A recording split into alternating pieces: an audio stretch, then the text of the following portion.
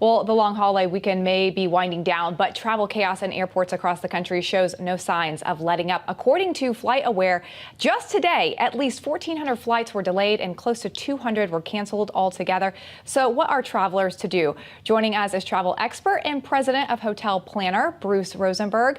Bruce, welcome to the show. Happy to see you on this 4th. All right, a lot of people frustrated today and over this weekend. Is this the new normal, or is this just because of July 4th and people wanting to travel out there? You know, it's the new normal short term. So long term, this will go away, and that long term could be 3, 4, 5, 6 months until maybe we get to December. But I think if the peak is right now, and I think once the peak's over, I think things are gonna get better. So it'll be better to travel by air. Remember, you still got 48 million people traveling this whole weekend, and a lot of people are taking the car. So even with the increase in the gasoline prices, people are still going to travel. So they're going to go by car as opposed to taking the risk by traveling by air.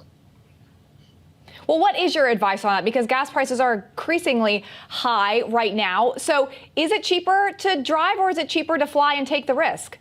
Well, I think it's if you're going to go in a short distance, maybe 200, 300, 400 miles, I think it's cheaper to drive because you're going to have 2 people, 3 people, 4 people in the car. It's a great American road trip, right? What a great time for it. So it'll cost you a little bit more money, but as opposed to having 4 people on a plane, 4 people at risk, if you're traveling with kids or family, you know what that can entail. So I think the car's a really good option. But if you're going to go to the airport, there's definitely things you could do.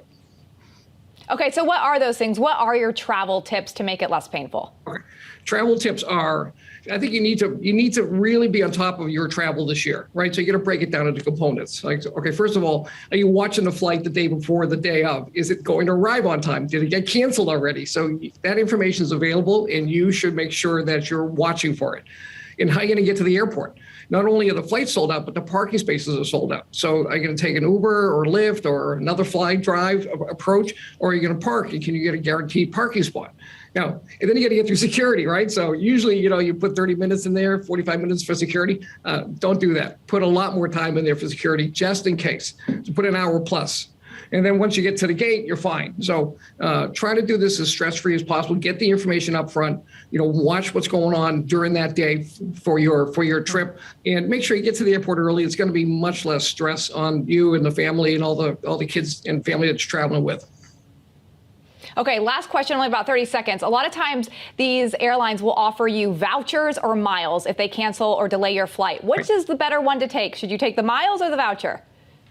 Well, if you're at your home port, then I would take the miles, or whichever one you have the most of. Miles or vouchers work, so you don't need a hotel, you don't need transportation, you get your car, you can get back home. So either one will work. It's just basically, if you're a heavy frequent flyer, take one or the other, right? So it's fine. But if you're away, and the first thing you want to do is ask for a room, right? The airlines may not offer you a room, but you need to go ask. So don't be shy. It's not a time to be shy. Say, listen, I need a room for the night because I got nowhere to go. You don't want to be stuck in the airport. All right. Bruce, appreciate your time on this 4th of July. Thanks for your advice. Thank you very much. All right. See you later.